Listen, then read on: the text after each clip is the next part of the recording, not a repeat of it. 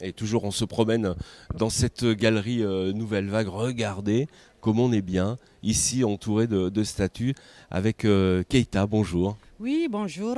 Alors ces objets ont tous une signification et ils viennent d'où d'ailleurs? Alors, effectivement, tous ces objets, ça vient principalement de l'Afrique de l'Ouest. Donc, on a du Mali, on a Burkina Faso, la Côte d'Ivoire et un peu les Gabon et les Congo. Et plus particulièrement surtout les Mali, parce que moi, je suis du Mali. Voilà, donc j'ai beaucoup plus d'accès aux objets de chez moi. Alors ils ont tous une signification, pardon. Vous pouvez m'en donner quelques-unes? Et bien sûr, alors par exemple, j'ai un fétiche à clous. Ah, je vais poser le masque. Un fétiche à clous. Alors ça, c'est un masque, c'est un fétiche. Comme vous voyez, chaque clou représente en fait les pactes qui ont été réalisés avec la personne qui vient voir les féticheurs et son problème. C'est-à-dire la personne, ça peut être son problème, par exemple, une dame qui peut avoir un enfant, elle n'arrive pas, elle va voir les, voilà, elle va voir les féticheurs. Est-ce que vous pouvez m'aider?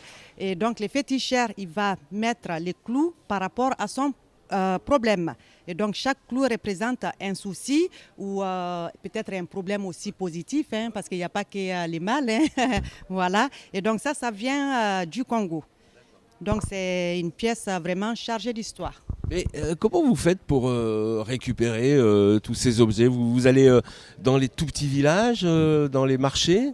Alors justement, moi j'ai beaucoup plus de facilités comme je suis du Mali. Et donc le Mali fait frontalier avec le Burkina Faso. Il fait le Burkina Faso qui fait aussi frontalier avec la Côte d'Ivoire et un peu partout. Et donc du coup, quand je vais chez moi au Mali, on va chiner. Je suis avec mon époux, voilà bien sûr. Des fois j'y vais seule. Et c'est surtout en fait, c'est lui qui m'a initié, voilà, qui m'a initié parce que c'est lui qui est un marchand, un grand marchand d'art africain et collectionneur aussi. Ça fait 25 ans qu'il est dans ce métier et donc il a une galerie à Aix-en-Provence.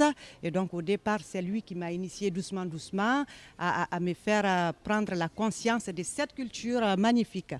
Et vous avez un objet particulier qui ressort, qui est Oui, extraordinaire? ben, il y a par exemple, je vais vous parler Oui. en ce moment. Allons-y.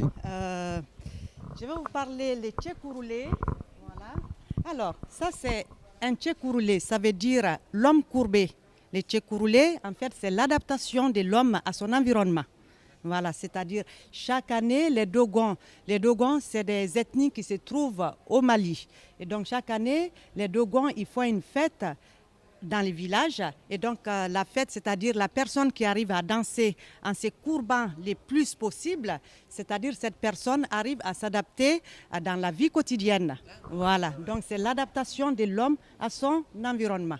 C'est Vous voyez ce qui est extraordinaire avec Etta, c'est qu'elle vous raconte les histoires en même temps. Donc moi ce que je vous propose, c'est de venir la rencontrer ici à Nouvelle Vague pour, eh bien, pour raconter toutes les histoires de tous ces masques. Et ce sont des œuvres, on peut appeler ça des œuvres, c'est fait par la main de l'homme en fait. Hein. Ah, bien sûr, tout ça, ça a été fait en fait, chaque pièce a été fait à la main, c'est-à-dire pour un problème, pour un truc, quelque chose, comment dire, particulier.